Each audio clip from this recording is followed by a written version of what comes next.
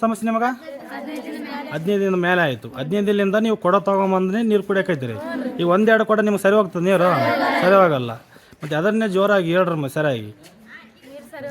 ಈಗ ಮಾಸ್ಟ್ರು ನಿಮ್ಮ HM ಅವ್ರು ಹೋಗೆಲ್ಲ ಭೇಟಿಯಾಗಿ ಬಂದ್ರ ಅಂತಲ್ಲ, ಯಾವ್ದನ್ನು ಕೇರ್ ಮಾಡೋಲ್ರು ಅಂತ ಹೇಳಿದ್ರು. ನೋಡ್ರಿ ದಿನ ನೀರು ಹೊತ್ತು ಅಡಿಗೆ ಮಾಡೋದು ಆಗಲ್ರಿ. ಏನೇನು ಬಿಸಿಲಾಗ ಚಕ್ರ ಪಕ್ರ ಬಂದು ಬಿದ್ರೆ ಯಾರು ಜವಾಬ್ದಾರಿ ಇರ್ತದ? ಅದು ಒಂದಿನ ಆದ್ರೆ ಬರ್ತೀವಿ, ಒಂದು ಎರಡು ಕೊಡ ಆದ್ರೆ ಇಷ್ಟು ಮಕ್ಕಳಿಗೆ ಅವ್ರಿಗೆ ಹೊರಗೆ ಆಗಲ್ಲ. ಮುಂದೆ ಈಗ ಅಡಿಗೆ ಮಾಡಕ್ಕಂತೂ ಜಾಸ್ತಿ ಬೇಕು ನೀರು. 15 ದಿವಸ ಆಯ್ತು ನೀರೇ ಇಲ್ಲ ನಮ್ಗೆ. ಒಟ್ಟ ಅಡಿಗೆವ್ರು ಬರ್ತಾರ, ಹುಡುಗರು ತಮ್ಮ ಮಕ್ಕಳಾದ್ರೆ ಹೊರಗಡೆ ನೀರಿಗೆ ಕಳ್ಸಂಗಾರೇನ್ರಿ? ಇಲ್ಲ ಕಳ್ಸಲ್ಲ. ಮತ್ತೆ ಅದೇ ತರ ಅಂತೂ ಪಂಚಾಯತ್ ಅವ್ರಿಗೆ ಮಾಡವಲ್ರು. ಪಂಚಾಯತ್ ಅವರು ಪಂಚಾಯತ್ ಕುಂತ್ಕೊಂಡು ಎಲ್ಲಾರು ಏನ್ ಮಾಡ್ತಾರೆ, ನಂಬರ್ಗಳಿಗೆ ಸಮಿತಿಗೆ ಹೇಳ್ಯಾರಂತ. ನಂಬರ್ ತಲೆ ಕಟ್ಟಾಡೋರು. ಈಗ ಎಷ್ಟಂತ ಬರ್ಬೇಕು ಹೇಳಿ, ಡೈಲಿ ನೀರು ಬರ್ಬೇಕಂದ್ರೆ ಆಗಂಗಿಲ್ಲ.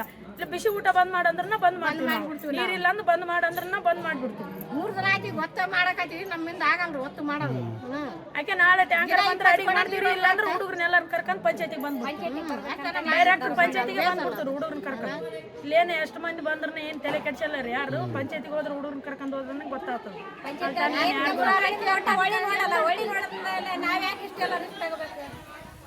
ಅದಾಯ್ತು ಇದಾಯ್ತು ಅಂತ ಎಲ್ಲ ಒಂದು ಕಡೆಗೆ 2 ಕಡೆ ತಂದ್ರೂ ಸ್ವಚ್ಛ ಮಾಡಕ್ಕಾಗಲ್ಲ. 2 ಕಡೆಗೆ ನೀರು ಸ್ವಚ್ಛ ಮಾಡಕ್ಕಾಗ್ತದೆ, ಅಕ್ಕಿ ಮಾಡ್ಬೇಕು ನಾವು. ಅಂದ್ರೆ ಈಗ ಫೈನಲಿ ಈಗ ನೀವು ಏನು ನೀರಿನ ವ್ಯವಸ್ಥೆ ಮಾಡಿದ್ರೆ ಅಡಿಗೆ ಮಾಡ್ತೀರಿ, ಇಲ್ಲಾಂದ್ರೆ ಅಡಿಗೆ ಬಂದ್ ಮಾಡಿಬಿಡ್ತಾರ. ನಾಳೆ ಅಡಿಗೆ ಬಂದಂತ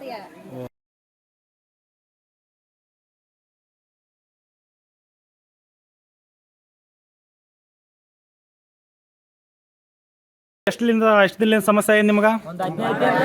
15 ದಿನದಿಂದ. ನೀರು ಎಲ್ಲಿಂದ ತರಕೈತ್ರಿ ಮತ್ತೆ ನೀವು? ಎಲ್ಲಿ ಗುಡಿ ಅಂದ್ರೆ? ಹೌದಾ? ಈಗ ಅಲ್ಲಿಂದ ನೀರು ತೊಗೊಂಬಂದೆ ನೀವು ಕುಡಿಯಕೈತ್ರಿ, ಕೊಡ್ಲು ತೊಗೊಂಬಂದು ಅವು ಸರಿ ಹೋಗ್ತಾವ ನೀರು ನಿಮಗೆಲ್ಲ? ನೀರು ಆಗಲ್ಲ. ಮತ್ತೆ ಹೆಂಗೆ ಈಗ ಮಾಸ್ಟರ್ಗಳವರೆಲ್ಲ ಬಿಟ್ಟಾಗ್ಯಾರಂತ ಪಂಚಾಯತ್ ಈಗ ಹೇಳಿದ್ರೆ ನಿಮ್ಗೆ ಇದ್ರ ಬಗ್ಗೆ ನಮ್ಗೆ ಹಾಂ ಏನು ಮಾತಾಡ್ರಿ ಗಪ್ಪನಿದ್ರಿ. ಪಂಚಾಯತ್ಗೂ ಹೋಗಿ ಲೆಟ್ರ್ ಕೊಟ್ಟಾರ ಅಂತಣ. 1 ವಾರ ಆಯ್ತು ಲೆಟ್ರ್ ಕೊಟ್ಟು, ಅವರು ಪಂಚಾಯತ್ ಅವರು ಏನು ರೆಸ್ಪಾನ್ಸ್ ಮಾಡಿಲ್ಲ.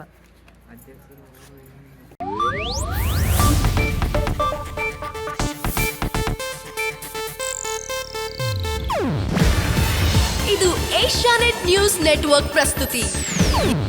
ನೀವು ನೋಡ್ತಿದ್ದೀರಾ ಏಷ್ಯಾನೆಟ್ ಸುವರ್ಣ ನ್ಯೂಸ್.